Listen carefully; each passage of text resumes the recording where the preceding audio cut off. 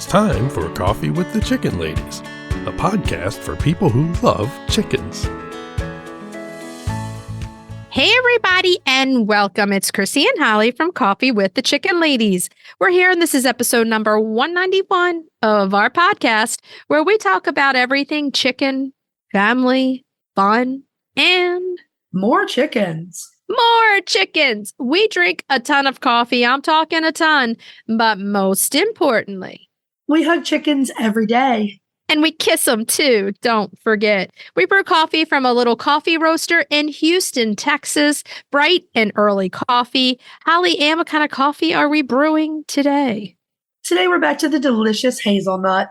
It's so good. It's so good. Now, you are missing out if you're not trying this bright and early coffee. We have a code. It's CWTCL 15 for 15% off bagged coffee. And they have K-Cups.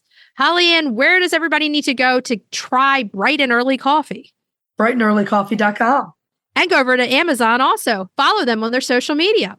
Are you ready to sip some of this delicious hazelnut coffee and chat? I am. But first, a word from our sponsor.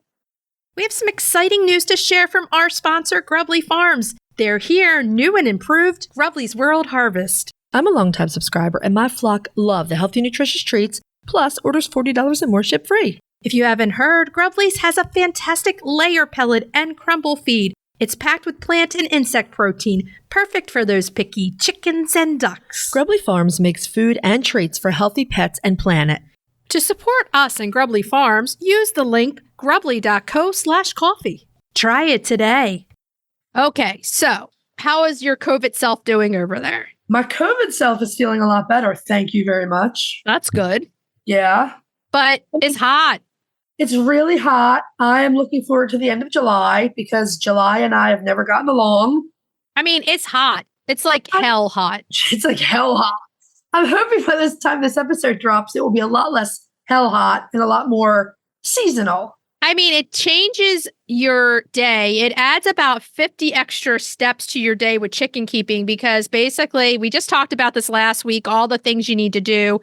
Those are all the things we're doing.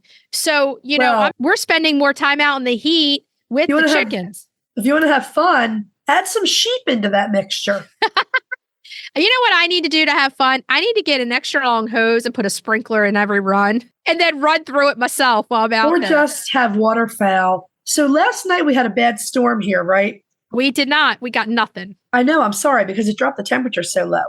But I had already left to go over to the family farm to feed the little sheep there.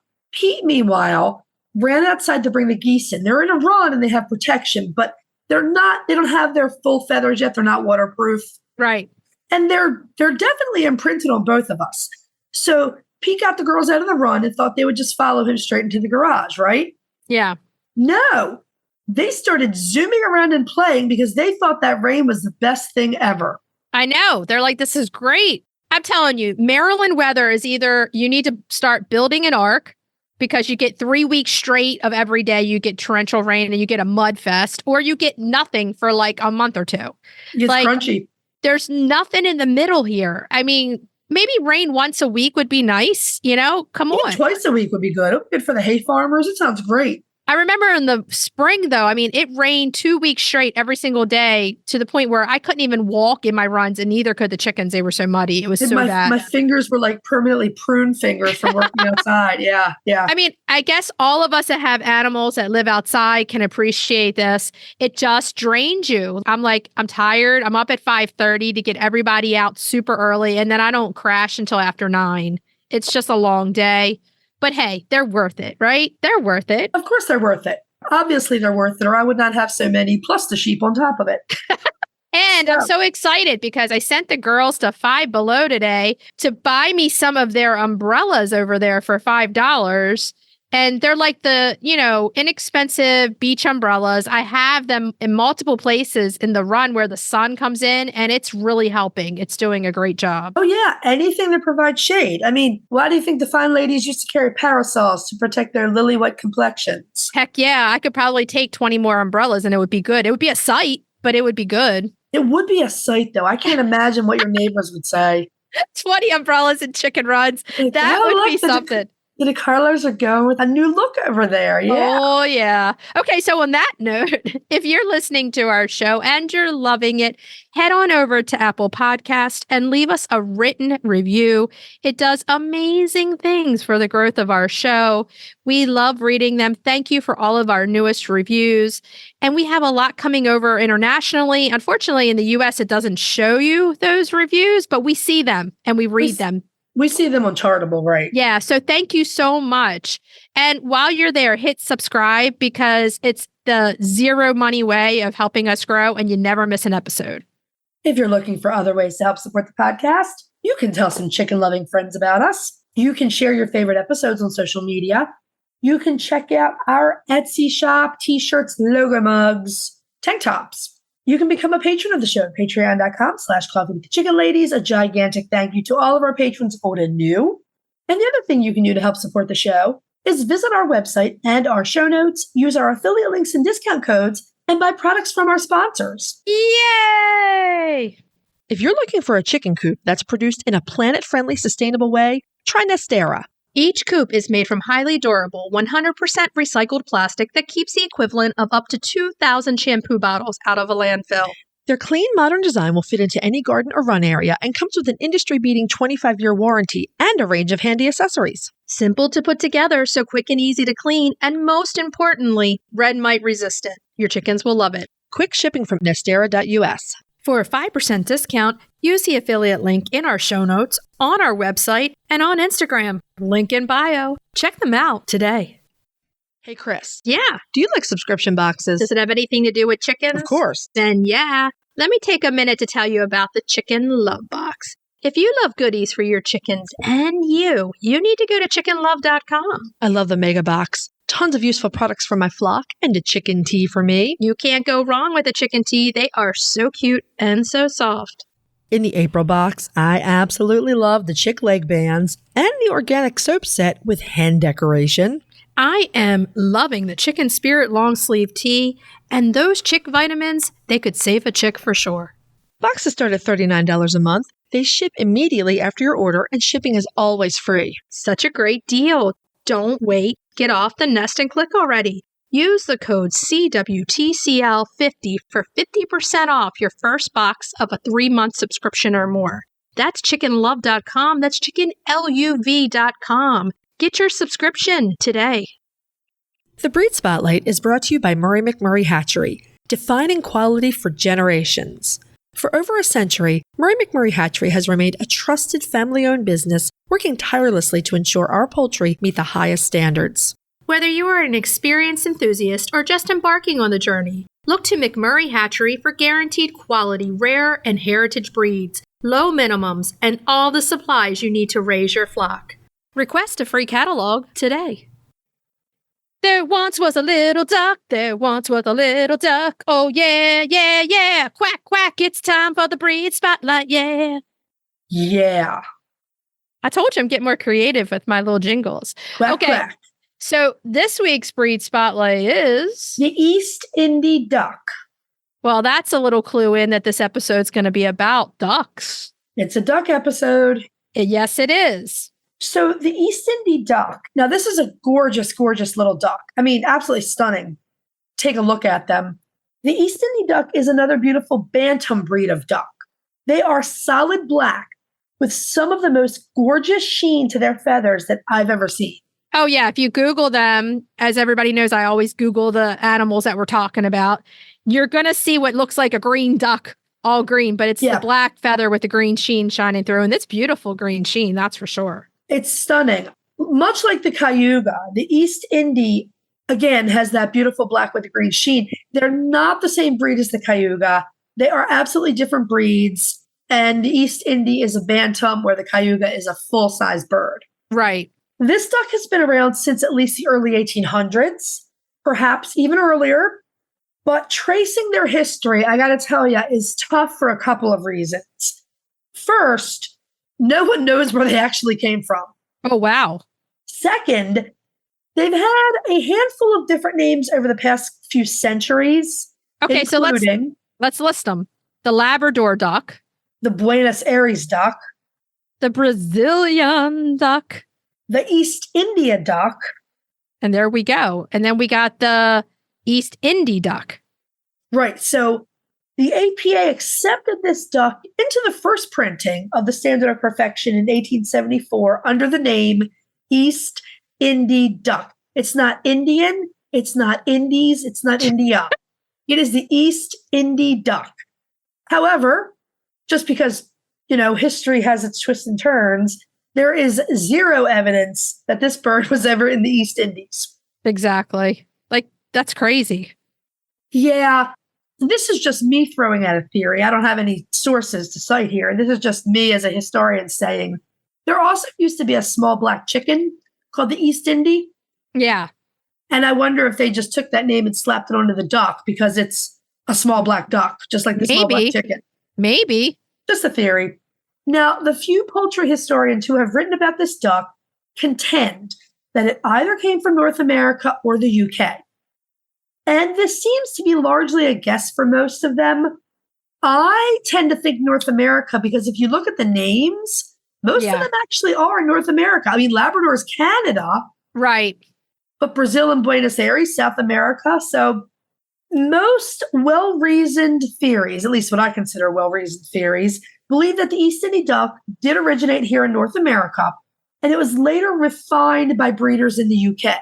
Because we know the UK breeders in the 1800s loved their ducks. Yeah, and they're meticulous. They want certain things for breeding, and they do it until they get it, Absolutely. Absolutely, yeah.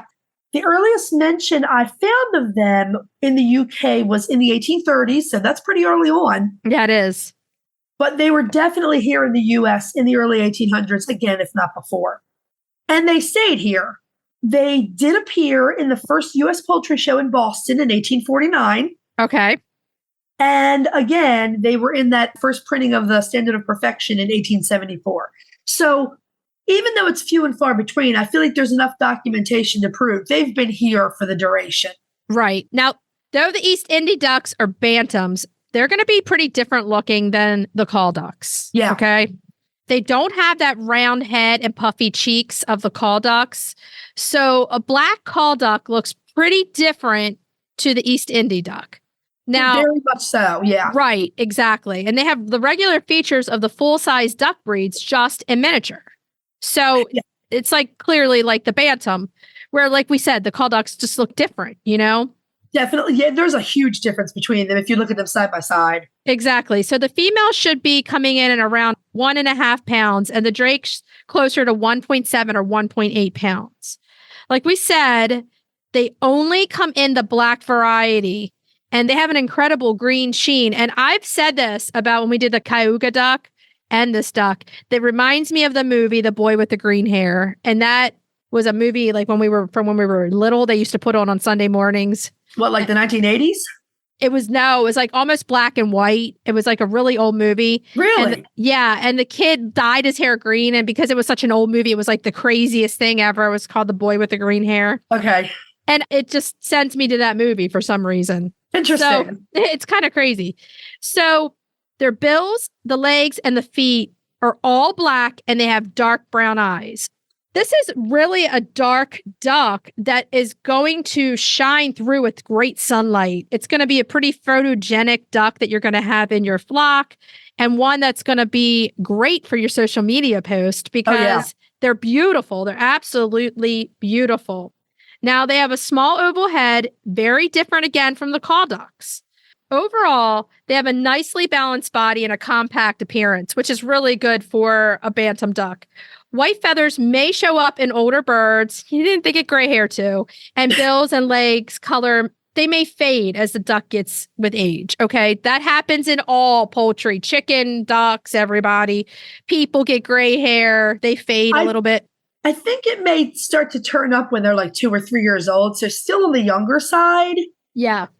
So this could exclude them from the show ring, but not from our hearts. That's for sure. Or from breeding. I mean, right. It's entirely possible that they may be really ducks with really good conformation that you want to keep in a breeding program. It simply means you can't show them. That's all. Exactly. And you know what? They still have a place in your heart. So you got to keep them going, even if they get those white feathers in there. So this breed is largely regarded as an ornamental showbird, that word we don't like to use here, and has not been selected to lay large number of eggs. Okay. So this is more of a showbird, that's for sure, or a pet. Right. So some of the bloodlines are better than others, and you can ask the breeders about egg numbers if it's something that's important to you. Okay. Right. So the numbers really aren't out there to report. The East Indy duck hens will lay you, from what we could find, 25 to 100 eggs per year. It's not a high egg laying duck, that's for sure. No, so it definitely was attached to bloodlines. Some lines, the duck would lay for 2 months and that's it. Right. Others, they would lay a little better. You would get about 100 eggs a year, but clearly they've never been selected for laying. Now, like that Cayuga, they do lay that smoky black egg, which is really cool. And that will get lighter and lighter as the seasons go. So take your pictures of those eggs that first season, get all your stuff. And then as they get lighter, they're actually a cool color too, that way. So by the late summer, their eggs may be fully white or cream colored. So this is the thing. When they start laying, take your pictures of your rainbow eggs at that point. Yeah. Now, they do have a tendency to go broody. They will do this, and they make some good moms. So that's good also. Absolutely. I feel like you might be tempted to dismiss this little duck as a showbird without much practical use, but maybe think again about this. Like all ducks, these guys are excellent garden helpers. They're really good at foraging for insects, and they provide lots of liquid fertilizer and compost components. Lots and lots. They're another really great option for small space keepers. And while they won't lay you a ton of eggs, you can't deny the ones they do lay are super unique and would make a fantastic addition to your egg basket. Yeah, I mean, but like you said, they're going to fade as they go. So take pictures in the beginning, that's for sure. Right.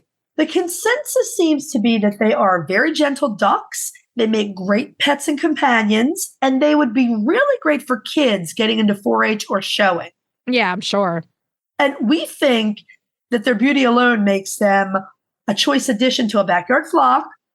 But when you add everything else together, you can see that they're not just mere show ducks. They are another beautiful and useful duck breed. I mean, there's something to say about having a duck, chicken, whatever pet that has such natural beauty. Let's just put it out there. People love to see pictures of unique birds looking a certain way. And from what we experience on our social media, people love that green sheen on black feathers. They go crazy over it because who wouldn't? It's beautiful. That's what I have been doing so much of lately, is trying to catch that green sheen in natural sunlight. And everyone says, how do you do that? Well, it's natural light on a black feather, and it happens. It also requires laying on your stomach in the run and waiting for the good shots to come upon you because it's very light dependent. Oh, yeah. It's what I do. It's where you're going to find me. So there's something to say about just having this bird for a pet, for the beauty, and everything else that goes along with it. That's for sure. Now, here's the next question that everybody wants to know. I want to have a social media duck that's going to be beautiful and look completely green like the boy with green hair. Where can they go to get this duck?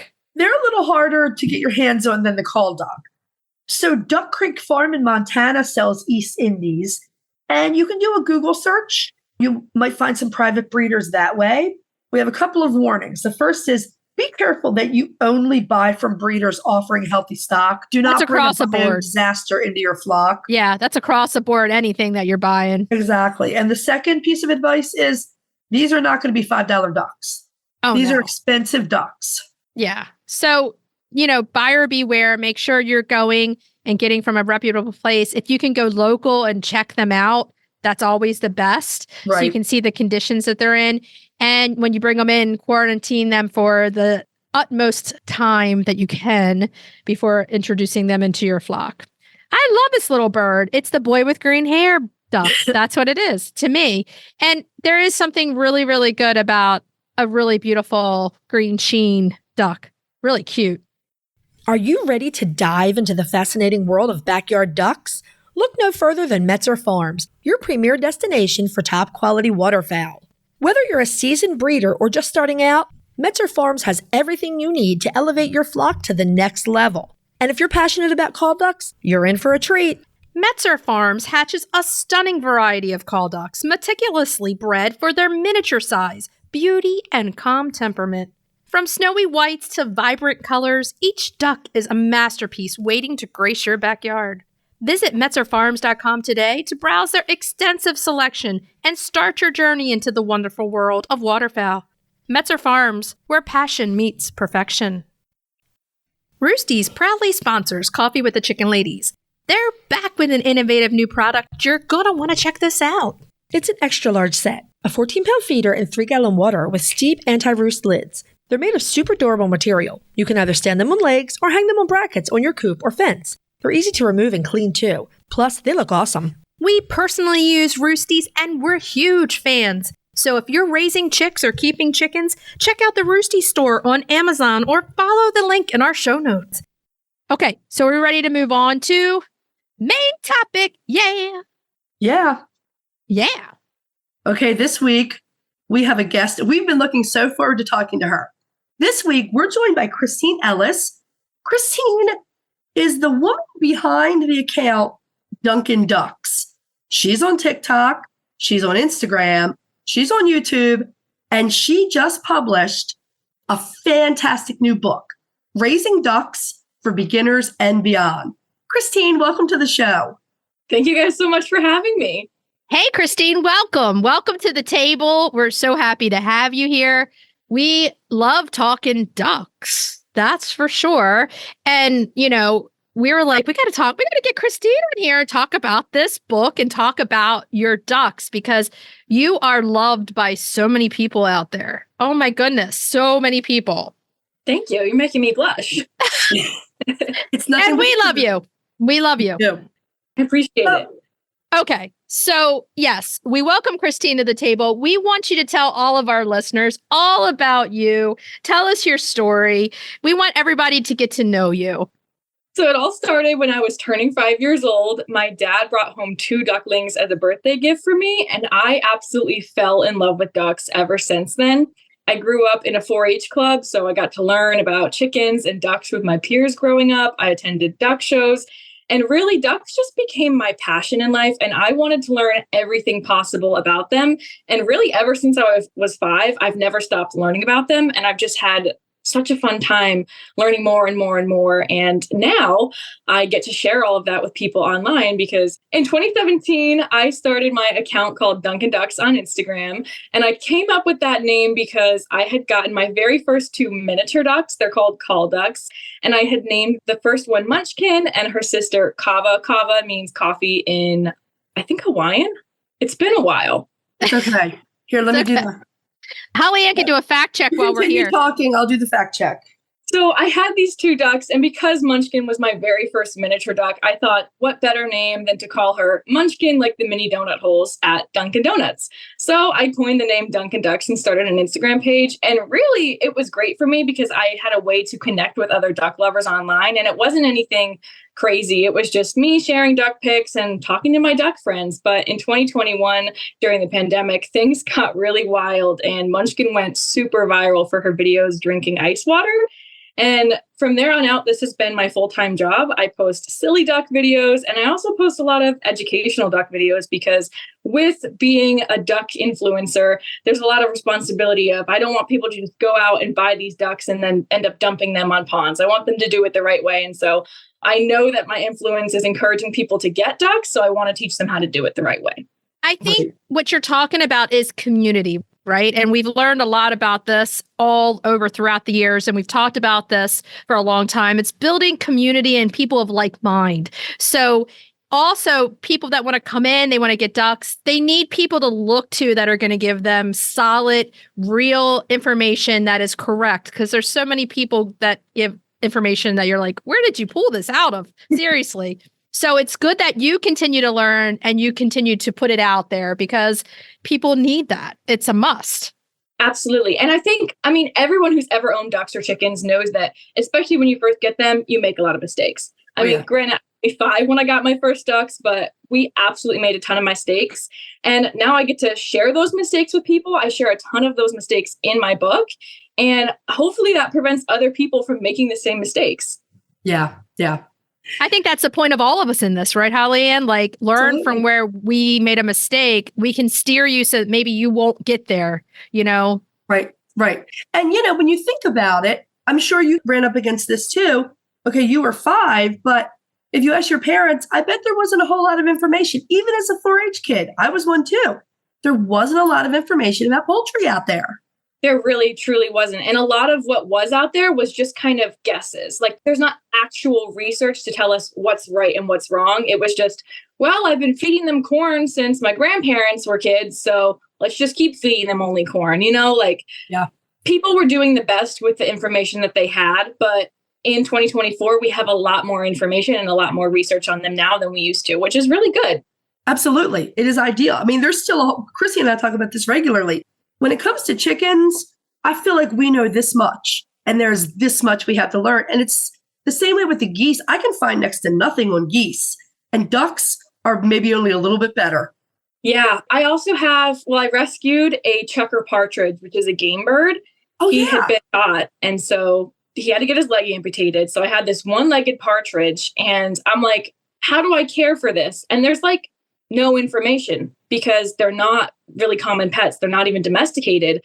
And the only information I can find is from people who raise them to eat them. So it's like, there's such a small amount of information out there. And, hopefully soon we will know way more about chickens and even just a little bit about these chucker partridges and geese too. Like, we have a long way to go.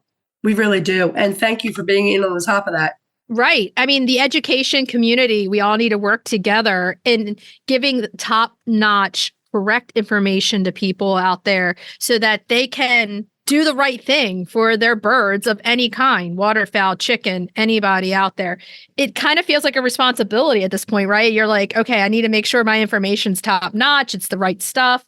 And your book is beautiful, like it has that information, and it's a really good, easy to understand read so that people can look through it and say, okay, this is what I'm going to do next, and not really go into the social media groups that are just, oh my God, it's like a swamp. It's awful. It's crazy out there on the poultry groups. It really is. It can be. Well, I'm going to steer us into the really, really fun part of this interview. And this is where we want to hear all about your flock. So, can you tell us some of your breeds, some of your favorite ducks, anyone else you have hanging about? We didn't know about the chucker partridge. That's actually fascinating. Their names? Yeah.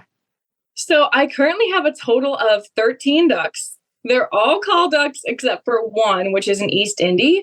Call ducks and East Indies are both bantam breeds, so they're about the size of a football. They're very, very small. And I love bantam breeds myself because they're less messy than full-size breeds, and they're also just really adorable. Call ducks were bred to be round and have chubby cheeks, and they just look really, really cute. And don't get me wrong, all ducks look really cute, but call ducks just have that something about them. So I really want to have a call duck in every color. I currently have white, snowy, pastel, penciled, black bibbed, blue bibbed. I have quite a few colors, but I don't have them all. And just like Pokemon, I'm trying to get them all. I'm curious. The East Indie ducks, that's a beautiful black bantam duck. Where did you get that one? So I got that duck at a poultry show. It was actually one of the shows I ever attended. Okay. And we know that our friends over at Metzer Farms have sent you some call ducks, and we're just so excited. I know that Katie was super excited when we were talking to her a week or so ago about sending you the ducks. Yes. Pancake, blackberry, and blueberry are my ducks from Metzer Farms, and I am obsessed with them. They are so cute. They are so vibrant and full of life, and they're the first ducks I've ever had that are specifically very easy to train, which is really interesting, especially Blackberry. I have taught her how to do a few tricks, and she's only, I think, 8 weeks old now, which is just really fascinating because I've never been able to accomplish that with a duck before. And I just absolutely love these 3 babies. They're like my kids. Oh, I love that. And I love your names. Now, Blackberry and Blueberry, they're the bibbed black and bibbed white. So they look like the Swedish black and Swedish blue a bit, except they're call duck size. And then Pancake, what color variety is she? She's called a pastel, which looks like a lightly golden pancake color. That's adorable and probably gorgeous. Oh my goodness. Do you have photos of them up on your social media? Oh, yes, all of them. Okay. Amazing. Amazing. So let's get into the book here because, first of all, congratulations on this awesome book. I'm holding it in my hands right now. I love it. I love it. Love it. Can't say enough good things about it. And what we want to know is, what do you want people that are reading this book, what do you want them to take away after they read it? What do you want them to feel to take away from this book? Thank you so much, first of all. I am really excited about people getting to read this book because I do feel like it's a more modern edition of how to raise ducks. And it's not that information in the past was necessarily bad. It's just that's the information we knew at the time, which was fine for the time. But now that we've done more research, I'm happy that people will have a book that they can rely on to know current information. Yes. And I don't know. I just want people. Holly Ann was holding up like a 1980s book. This is, let me say, this is Dave Holderreid's Raising the Home Duck Flock. And I was laughing because you said a more modern. This was published in 1978. Yeah, that's what I'm saying. Like, yes. Definitely before you were born. Yes. Yes. And so we have the more modern one. Yeah, I mean, that's amazing stuff. You're so young, too. I really wanted it to be easy for people to understand because a lot of times people can get overwhelmed by so much information. And it's like, not everybody needs to know the most scientific aspect of it. They just need to know how to do it right so that their ducks can thrive. So I wasn't trying to put scientific formulas in there. I just want people to know how to raise ducks. Clear and practical information and a lot of gorgeous photos. Yes. Yeah. Yeah. I mean, really, what I took away from it is that you love ducks and you share a lot of experiences to pave the way for other people to love ducks. Yeah. And that's really amazing for me because it's like, I'll probably feel guilty for my entire life about the mistakes I made raising the ducks I used to have. But because of those mistakes, now I get to teach people how to not do that. And if I hadn't done that, a lot of people would probably still be making the same mistakes because, like we said earlier, that's how my grandparents raised ducks. That's how their grandparents raised ducks. And if you don't know that you have to change that and there are better ways now, people would have no reason to change that. I want to say to you, don't do that, but I'm guilty of that myself. And Holly Ann and I will talk all the time. Like, if we had the knowledge, 10, 20 years ago that we have just living it, we could have saved this chicken. We could have saved that chicken. But the thing is, you don't know it until you live it. And that's why experience in the poultry world is huge. If you don't have that experience, you may feel like you know a lot of stuff, but you don't know it until you go through it. And you've been doing it since you're 5. So you've gone through a lot of stuff and you can do the trials and tribulations and you come out on the other side and you say, that happened, but I've learned from it and I'm going to teach somebody else so that doesn't happen to them. That's the best of both worlds right there. We're still doing that today. Like just last week, I had to take one of my ducks to a vet because she just started limping all of a sudden. She didn't have any broken bones.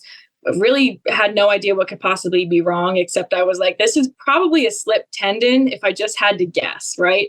And it was a slipped tendon. But you wonder like, well, why did my duck get a slipped tendon? And none of it's really adding up. And so I did some more research and I found there's almost nowhere on the internet that you will find this information. But ducks are more likely to get a slipped tendon if they have a magnesium deficiency.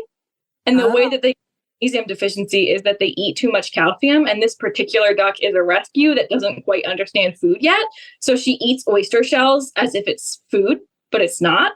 So we're working on that with her, with the vet, but almost nobody knows that a magnesium deficiency would cause a slip tendon in the first place. And then how most people have no idea how a duck would even get a magnesium deficiency because almost all duck food has an adequate amount of magnesium in it.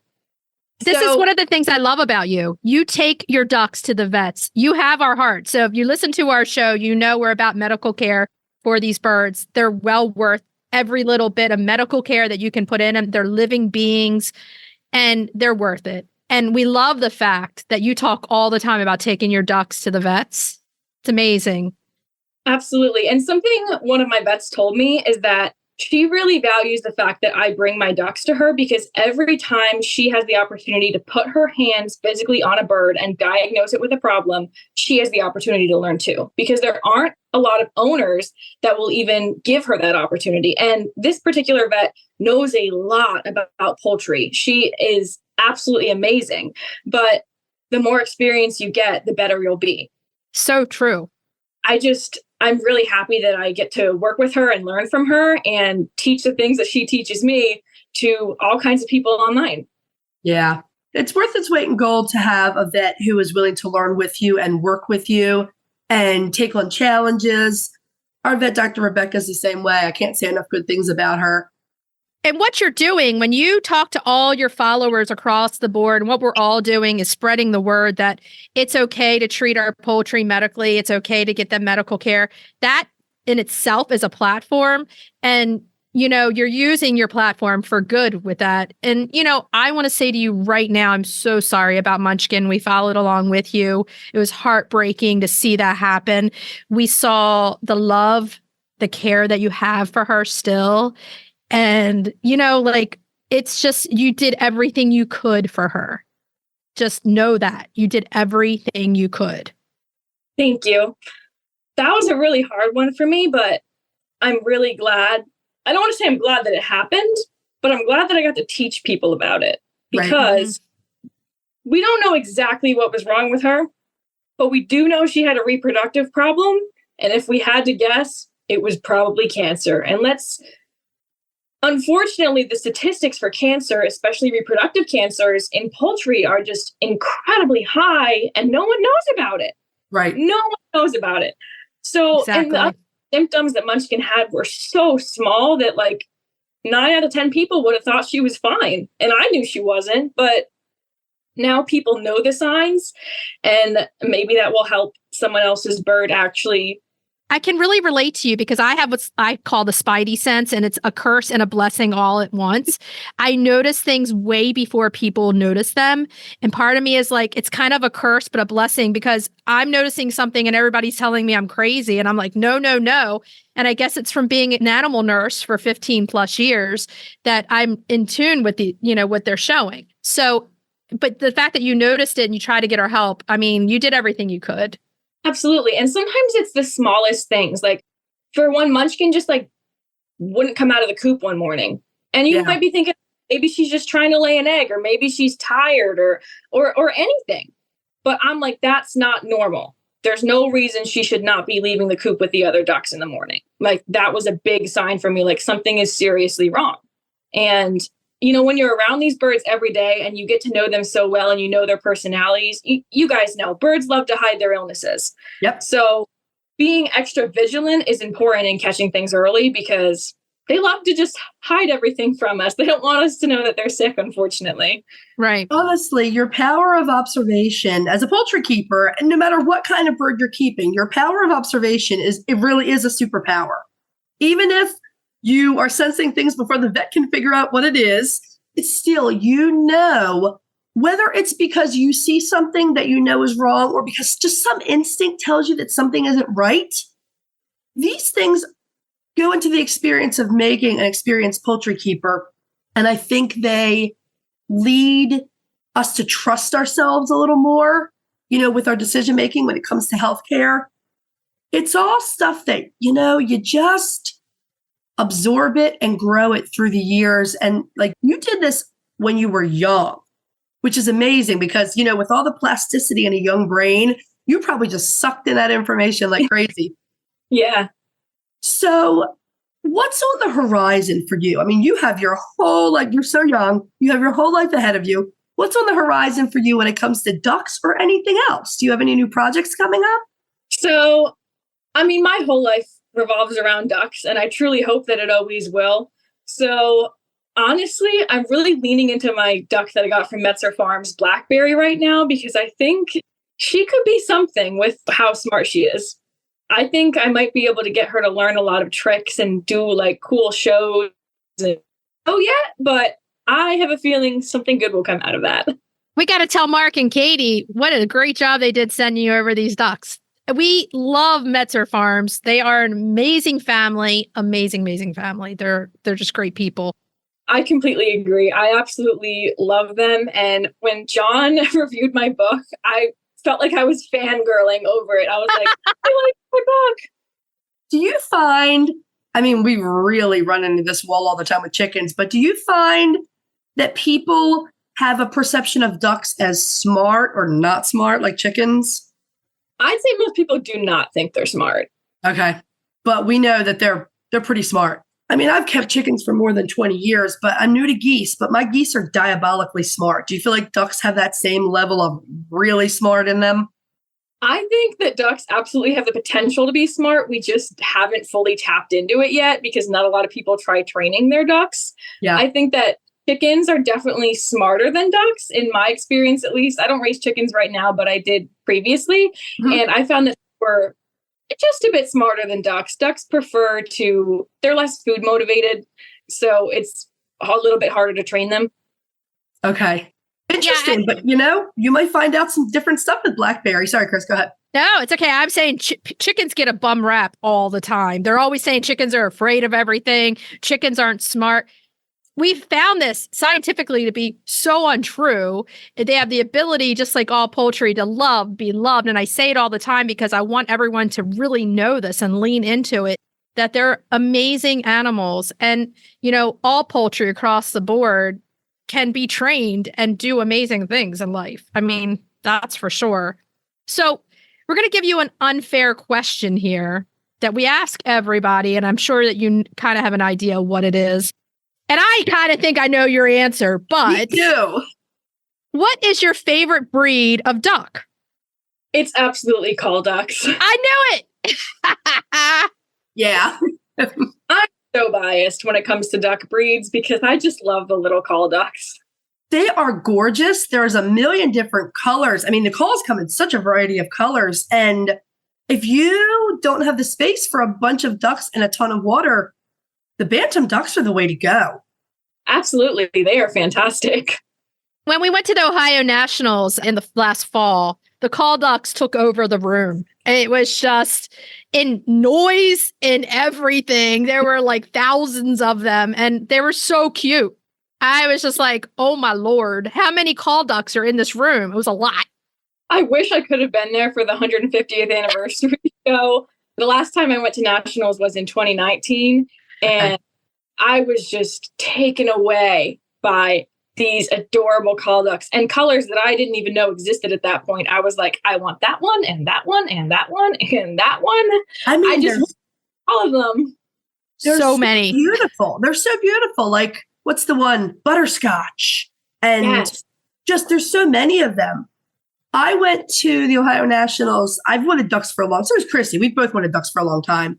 I'm probably going to get them maybe next year, and it will be bantams just because most of my farm is taken up with sheep and chickens. But I came away wild for the waterfowl, and my husband shocked me. I said, take your pick. No, I didn't say take your pick. I said, I want waterfowl. And he said, geese. So we jumped into the deep end with the geese. But waterfowl, like, they're all poultry, they're similar to chickens. But the fact that they're water animals just gives them this dimension that's really fascinating. Absolutely. And it's like, chickens and ducks and geese are all so similar, but at the same time, they're so different. Yeah. And it's really cool. And I talk a lot about in my book about how ducks and chickens are the same, but also different. Like there's a lot of things that you can do exactly the same. And you don't have to learn anything new when you had chickens already, but now you want ducks. But at the same time, there are certain things that absolutely have to be done differently. Yeah. And it's really cool to see the similarities and differences. Yeah, it is. It's wonderful. Well, congratulations again. You have done an amazing job. We're so happy. We just want to thank you for coming on and talking to us about and sending us the book. We love it. We absolutely love the book and helping people, because that's the goal here for all of us, right? Is to help as many people and ducks and chickens and geese that we can help have a better life. And you're doing that. You're doing it. Well, thank you guys so much for having me on. I had such a fun time talking to you guys, and I feel like we could probably talk about all things duck for hours together. Yes.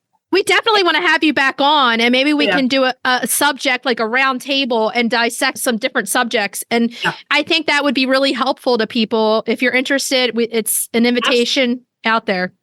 So once again, this book is written by the delightful Kristine Ellis. It is Raising Ducks for Beginners and Beyond. We have a link in the show notes. You can pick yours up on Amazon. Kristine, thank you.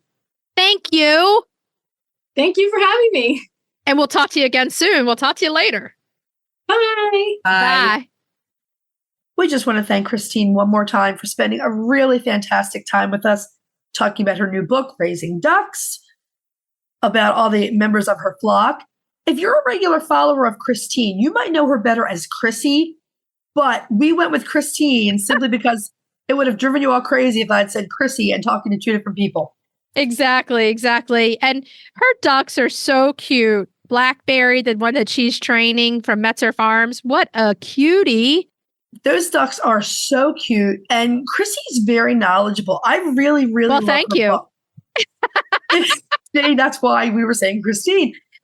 If you are interested in ducks, go buy her book. I mean, it's filled with a lot of little details that only someone with her experience would know and pass on to you. And be listening in the future because she's going to be coming back on with us. She's a great girl. We love her. Okay, so are we ready to move on to Cracking the eggs. cracking those eggs? Now, in the midst of talking with Kristine and getting to know her, we wanted to know her favorite duck egg recipe. Yes. So that's what we're bringing to you today for cracking the eggs. We've got Kristine's favorite duck egg quiche. Sounds yummy. Right? She was really generous enough to share this recipe with us. Now, as always, we're including our substitutions for gluten and dairy-free ingredients. You'll want to use your favorite pie crust recipe and chill that dough for at least half an hour.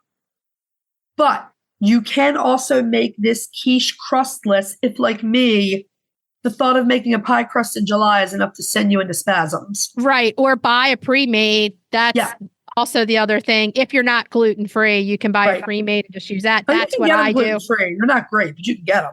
Oh, wow. Oh, stepping up. You can get them now. Yeah. Again, they're not great, but you know. So this is for a deeper 9-inch pan. So it should work for a more shallow 12. Yeah, like if you want to go big and shallow, you're fine. Or if you go deep dish, you should be fine either way. Okay, so we're going to go through, this is Kristine's recipe. We're going to go through the ingredients now. 1/2 pound of bacon cooked, fat reserved. 1/2 white onion, cooked until translucent in bacon fat. 1/2 cup mushrooms, salted lightly and dry fried, frying to let the moisture burn off before adding to the quiche. I do that with all my veggies. I was just going to say, for those of you who are meatless like me, just fry the onions in olive oil. It works just fine. Yeah, exactly. 3/4 cup of heavy cream or dairy-free, half and half. 7 call duck eggs. This is going to use a lot of your eggs, which is great. 5 or 6 regular, depending on size. 1 teaspoon of onion powder, 1 teaspoon of garlic powder, 1 teaspoon of salt. Couple turns of fresh cracked pepper. 1/4 cup of Asiago cheese, and 1/4 cup of mozzarella. Now, the cheese amounts can always be increased. Mozzarella is for the melt factor switching up, and the Asiago is also cool. Yeah, so essentially, if you want to use other cheese, I mean, the mozzarella is for the meltiness, but if you want to use other cheeses in there, you can, or you can put more cheese in. Which is always the DiCarlo rule. Right? We never measure, we always plump it in. Yes. Yep. Now, this note is from Kristine. She likes adding the bacon and the grilled onion to mask the flavor of the duck eggs. And this is because her ducks have a diet with a lot of fish in it. And apparently it can make your eggs taste a little fishy. That's what she was saying. Yeah. So that's why that's a note from the author of the recipe. For the duck lady. And if you want to do this quiche with regular chicken eggs, I would probably say do 6 eggs. Right, Regular size chicken eggs, large chicken eggs. Chill the pie crust dough for at least 30 minutes. Then you're going to roll it out, line it with parchment paper and pie weights, and bake it in the oven on 375 for about 15 minutes. So you're going to par bake your crust. Right. That's probably because the custard is so much liquid. Exactly. Take it out of the oven at 15 minutes, remove the parchment paper and the weights, poke some holes in the bottom with a fork, pop it back in the oven for another 7 or 8 minutes until it's golden brown. Take it out and set it aside. Mix up that custard. You're going to pour the custard filling into the pie first, and then you're going to mix in the add-ins, the veggies and the cheese. Right. And I always like the fact you're cooking them first to take all that extra moisture out. If not, Right. your pie, your quiche is going to overflow with liquid and it's just going to be messy. Well, mushrooms especially. Oh, yeah, definitely. I think the only way you get around that is if you very carefully drain canned mushrooms. Fresh mushrooms, you've got to cook some of that water off. Oh, heck yeah. And if you use something else like zucchini or tomato, the same thing. You got to cook those first. So put your add-ins, mix them so they're evenly distributed. Put the quiche back in the oven at 350 degrees, and you're going to cook it for almost an hour, like 45 to 55 minutes, or until the center of the custard is set and not, liquidy. Take it out and let it cool. It's going to need a long cool, probably at least a couple of hours. Right. But then you get to eat it and enjoy your delicious duck eggs. Oh, yeah, that sounds so good. It does. Now, we want to thank Kristine one more time for this fantastic recipe. Try it. You might like it. Let us know what you think. We'd love to see pictures. Okay, so let's move on to retail therapy. Retail therapy. Yeah. This week's retail therapy, we're keeping it in the duck family. We're talking duck jewelry. Because it is out there and you can find it. Heck yeah, you can find it. You can also find goose jewelry. Of course you can. I found it was easier to find duck jewelry. Look, man, as a goose lady, I need to know these things. I just love how you had to slip the goose in there. That's what she said? I set you up for that one. Yeah, you did. Okay. So you can find all manner of duck jewelry on Etsy. We're going back to Etsy just because we love it so much. Etsy is like a vacation on your phone. Well, Etsy must have been listening to me because I literally am searching duck jewelry and there are several goose things in my feed. But there are all kinds of artisans making all kinds of adorable stuff out there. Everything from little duckling rings to big graphic earrings with very cool looking ducks on them. I'm finding lots of gold pendants on Etsy. There's one here that you would love. It has like geese on it swimming together. Ooh. And I'm also seeing duck pendants all in gold. They're so pretty. Guess what I just found? I just found a vintage Kate Spade duck bracelet. Oh, nice. That's cute. All the stuff that we can find on Etsy. That's amazing. This is kind of out of nowhere, but it's marshmallow peeps duck earrings. I mean, it looks like marshmallow peeps. Oh, they're cute. Yeah, they're not ducks. Whoever listed this was wrong, but they're cute. Anyway, we digress. Okay, so duck charm bracelets. Oh, there's a cute little duckling ring that's $11.48. So if you really want to be sporting the duck lady look with your rings. Right. I found a vintage cloisonne. So that's that Asian enameling. Vintage cloisonne duck pendant. Stunning. Okay. Now I've got to say this. This is geese. Now this might be something that I might have to get you for a holiday coming up. It's a jewelry little one of those dishes that you put your rings on. It's the dish with the goose button in the air, isn't it? Yes. Okay. So the dish, it's a jewelry, a jewelry dish. I'm explaining it to the listeners. It's like a ring holder, like a little dish, and it has geese swimming, and one of the geese's butts up, and that's where you put your ring. I love that so much. I loved it as soon as I saw it. Yeah, it's really cute. And I mean, the pendants that are on here, there's, a cute charm bracelet that has a mommy duck with the ducklings behind, all part of the bracelet. That one's adorable. It's really, really cute. There's beaded bracelets with ducks. I found a Donald the Duck pendant. There you go. Well, there you go. I mean, honestly, Etsy is the place to go for any kind of different jewelry that you want to have. Oh, mallard earrings. Can you see those? Those are beautiful. They're really pretty. They're dangly mallard earrings for $9.99. Here's a tiny flying duck sterling silver charm. You can put on a bracelet or you can put on a necklace as a pendant. It's beautiful. Oh, there's my chicken skeleton earrings that I've talked about before. I know clearly Etsy listens to us because my feed is filled with gooses and yours is filled with chickens. Oh man, the chick bracelets that are like a bunch of chicks, just yellow chicks. They're cool. Yeah. There's so much cute stuff on here. If you're a duck lady, you need those mallard earrings are beautiful. Oh, there's 2 little ducks holding umbrella earrings. Oh, I saw that. That's adorable too. Yeah, they're cute. There's lots of stuff. So if you go on Etsy, the other place on Etsy that I'm sure has ducks is Lenora Dame. And we can't say enough about Lenora Dame. Their jewelry is unique and amazing, and each piece is an individual.